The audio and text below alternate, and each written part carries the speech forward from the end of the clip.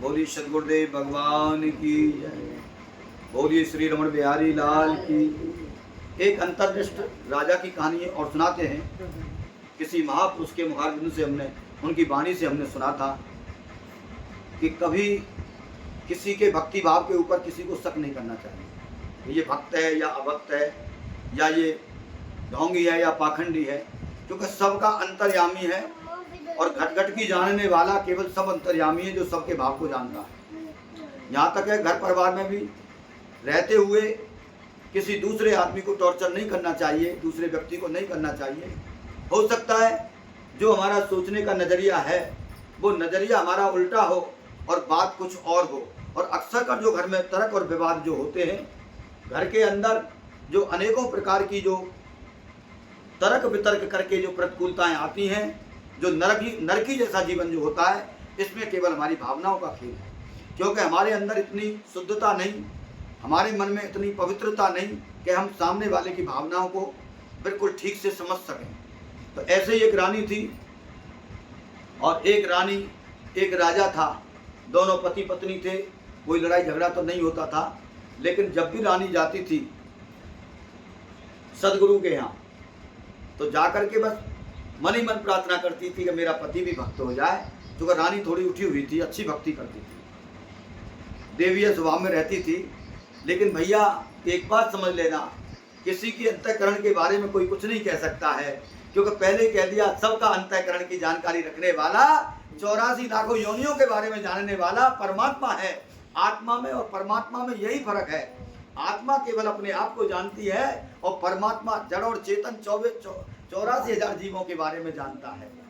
तो उस पत्नी ने एक बार उस पर रुका नहीं गया, गुरुदेव से कहा कि हे गुरुदेव, ऐसा आशीर्वाद दो कि मेरे पति देव भी भक्त हो जाएं। ये कभी भक्ति नहीं करते हैं, ना कभी नाम जपते हैं, ना कभी मंदिर जाते हैं, ना रामायण पढ़ते हैं, ना गीता पढ़ते हैं। जो भी कुछ होता है बस थोड़ा बहुत हम ही कर लेते हैं, लेकिन ये कुछ नहीं करते हैं। गुरुदेव ने कहा ठीक है, सब ठीक हो जाएगा, कोई ऐसी दिक्कत नहीं है। 2-4-6 महीने बाद उसने तो फिर दोबारा गुरुदेव से कहा कि गुरुदेव ऐसा आशीर्वाद दो मेरे पति को कि ये भक्त हो जाए। बोले ऐसा है, सुन, तू अपने काम से काम रखा कर। क्योंकि गुरुदेव जो होते हैं वो अंतर्यामी होते हैं, किसी भी प्रकार का कोई फर्क नहीं है। क्योंकि गुरुर् ब्रह्मा गुरु विष्णु गुरु ही देवो महेश्वराय, गुरु ही साक्षात परम ब्रह्म तस्मै श्री गुरुवे नमः। बल्कि इस जीव के लिए गुरु जो दे सकता है वो संसार में कोई दूसरा नहीं दे सकता। गुरु के अंदर एक गुण और फालतू होता है, संत के अंदर भगवान से एक गुण फालतू होता है। वो ये है, जीव जब रोता है उसके भाग्य में भी अगर कोई चीज नहीं है तो संत भगवान से प्रार्थना कर देता है। उसके भाग्य में ना होने पर भी भगवान कभी संत की बात, गुरु की बात नहीं टालते और उसके जीवन में ना होने पर भी वो उसको प्रदान कर देते हैं। ये गुण फालतू होता है। फिर भगवान लिखता है, गुरुदेव साफ कर देते हैं। भगवान ब्रह्मा जी की सृष्टि नाशवान है, गुरुदेव सृष्टि रचते हैं। वो हमको प्रलय काल में भी हमारी दुर्गति नहीं होती, प्रलय काल में भी नहीं, हमको अविनाशी से मिला देते हैं। ये गुरु ही विष्णु इसीलिए हैं। और ब्रह्मा जी की सृष्टि की प्रलय होता है, गुरुदेव की सृष्टि ऐसी है वो हमारे कर्मों का प्रलय कर देती है, हमारे कर्मों का संहार कर देती है और हमको भगवान की गोदी का आश्रय मिल जाता है। चलो लंबा हो जाएगा। हाँ, अब वो कहाँ चल रहे थे बताओगे कोई? रानी। वेरी गुड, हमको तो याद था, हम तो देख रहे थे कौन कौन ध्यान से सुन रहा है। क्योंकि सत्संग श्रवण करना ध्यान से चाहिए, ना जाने बोलने वाला कोई भी पूछ सकता है। और कभी कभी तो भैया हम जैसे संसारी जीव का, बोलने वाले का भी ध्यान अलग हो जाता है, तो भूल जाते हैं। लेकिन नहीं, जहाँ गुरुदेव के चरणों की परम कृपा होती है, जहाँ भगवान का अनुग्रह होता है, वहाँ फिर भूलना, याददाश्त खत्म होना, वो सब सांसारिक बातें हैं, दूर हो जाती हैं। इतने अनुग्रह में रहिए, इतनी करुणा कृपा में रहिए। रानी ने जब दोबारा गुरुदेव से कहा कि गुरुदेव मेरे पति भक्त हो जाए, बोले तू अपने काम से काम रखा कर, दूसरे के विषय में इतना मत सोचा कर। ठीक है, तेरा शारीरिक रिश्ता है, लेकिन कोई किसी की आत्मा के बारे में नहीं जान सकता। अंतर्यामी है गुरुदेव, सब जानते थे। अब एक दिन क्या हुआ, अर्धरात्रि का समय था और पति पत्नी दोनों अलग अलग अपनी सैया पर सो रहे थे, विश्राम कर रहे थे।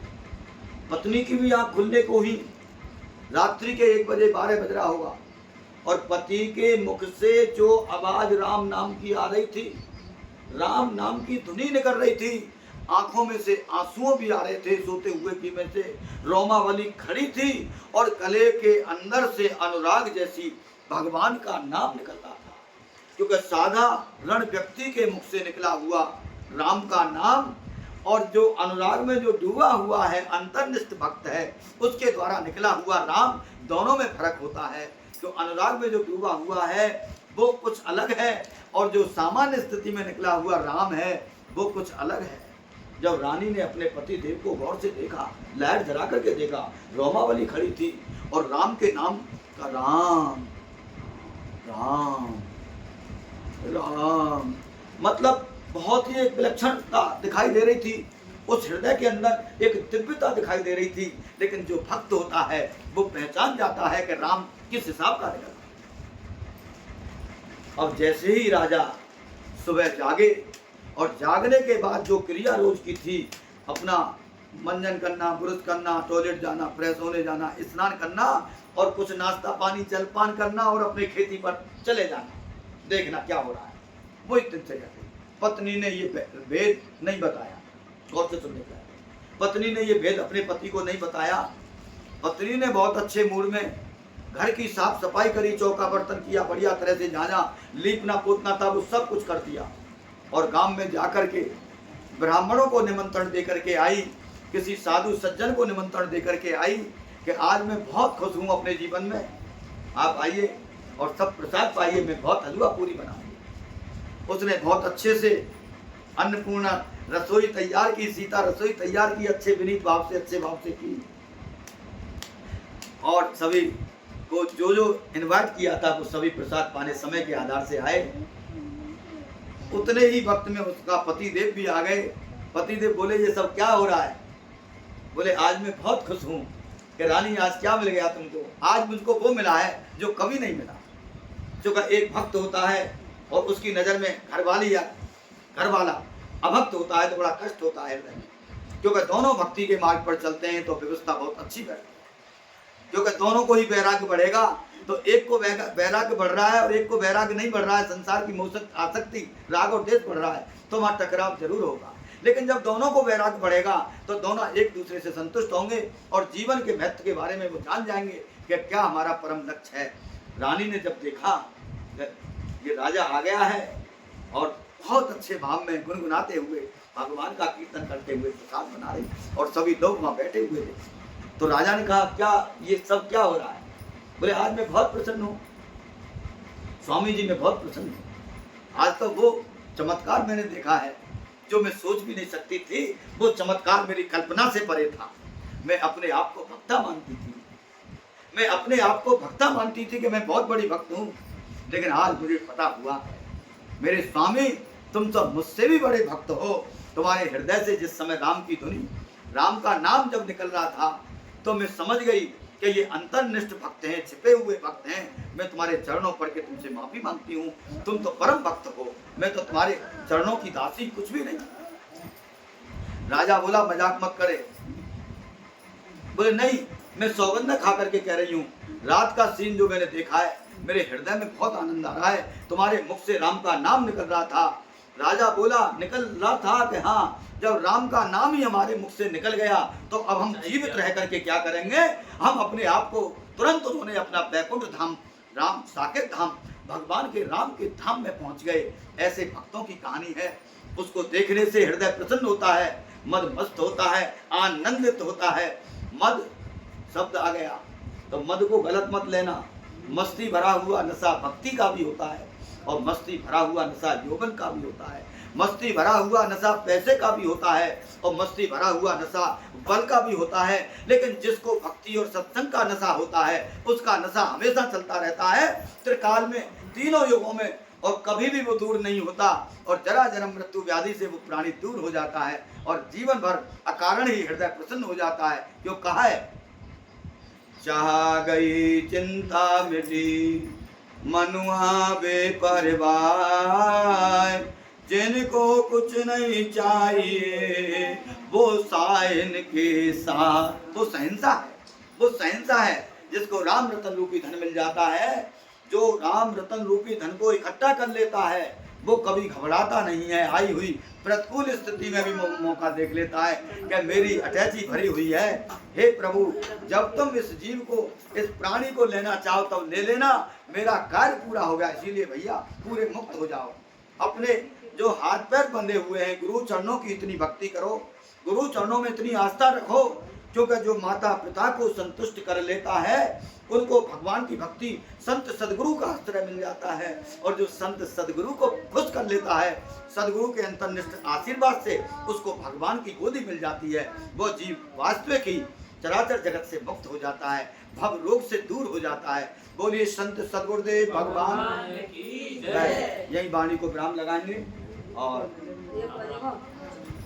राम राम एक, राम राम दो, राम राम तीन, राम राम चार, राम राम पाँच, राम राम छः, राम राम सात, राम राम आठ, राम राम नौ, राम राम 10, राम राम 11, राम राम 12, राम राम 13, राम राम 14, राम 15, राम राम 16, राम राम 17, राम राम 18, राम राम 20, राम राम 21, राम राम 22, राम राम 24, राम राम 25, राम राम 26, राम राम 27, राम राम 28, राम राम 29, राम राम 30, राम राम 31, राम राम 32, राम राम 33, राम राम 34, राम राम 35, राम राम 36, राम राम 37, राम राम 38, राम राम 39, राम राम 40, राम राम 41, राम राम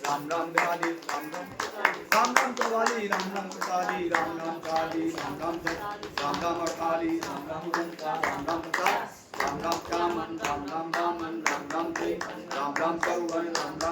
राम राम 54, राम राम 55, राम राम 56, राम राम 57, राम राम 59, राम राम 60, राम राम 61, राम राम 62, राम राम 63, राम राम 65, राम राम 66, राम राम 67, राम राम 68, राम राम 69, राम राम 70, राम राम 73, राम राम 73, राम राम 74, राम राम 75, राम राम 76, राम राम 77, राम राम 77, राम राम 79, राम राम 80, राम राम 81, राम राम 82, राम 84, राम राम 85, राम राम 86, राम राम 87, राम राम 88, राम राम 90, राम राम 90, राम राम 91, राम राम 92, राम राम 93, राम राम 94, राम राम 95, राम राम 96, राम राम 97, 98, राम राम 99, राम राम 100, राम राम 1, राम राम 2, राम राम 3, राम राम 4, राम राम 5, राम राम 6, राम राम 7, राम राम 8।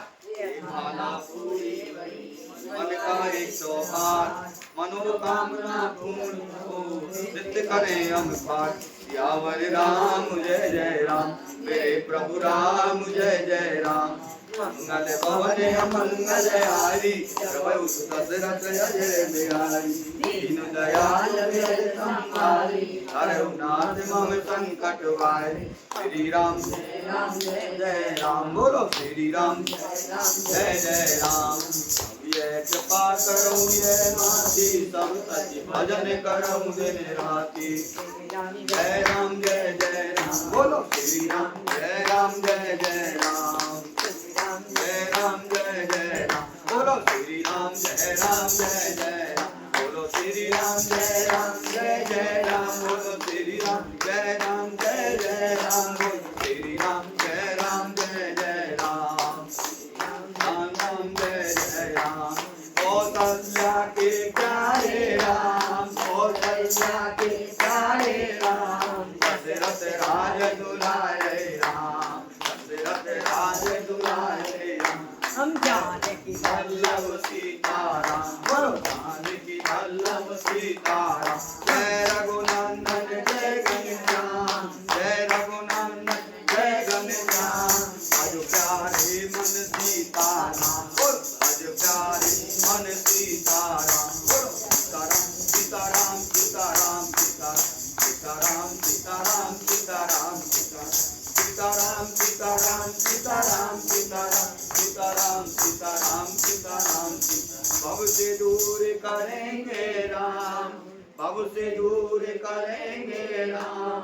मुख से बोलो जय श्री राम, मुख से बोलो जय श्री राम। बोलिए सिया राम राम महाराज की जय। श्री रमण बिहारी लाल की जय। परम पूज्य सद्गुरुदेव भगवान की जय। बोलिए संत सनातन धर्म की जय। सर्व संत हरि भक्तन की, सब विप्रन की। बोलिए पूज्य गंगा यमुना सरयू महारानी की। बोलिए यज्ञेश्वरी जगत जननी पूज्य गौ माता की, धरती माता की, भारत माता की, ब्रज 84 कोस की। बोलिए ब्रज भूमि की, श्री वृंदावन धाम की, श्री बरसाना धाम की, श्री गिरिराज जी महाराज की। बोलिए रमण रेती धाम की। बोलिए भक्तों के हितकारी शनिदेव महाराज की। बोलिए स्थान देवता की। बोलिए सत्संग महामहोत्सव की। जय जय श्री राधे श्याम, जय जय श्री राधे श्याम, जय जय श्री राधे।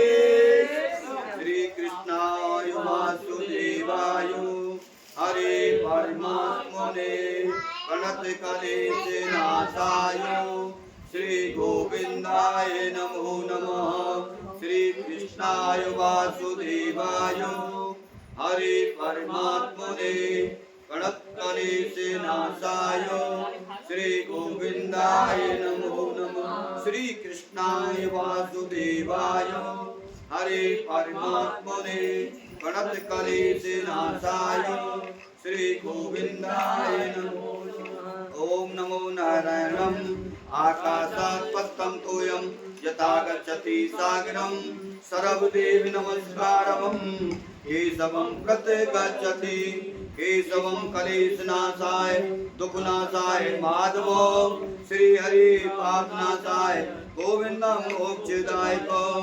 होते होते मन हो जाएगा प्रभु भजन का प्यारा, अंबर पे वो ऐसे जैसे ध्रुव तारा। जय श्री कृष्ण।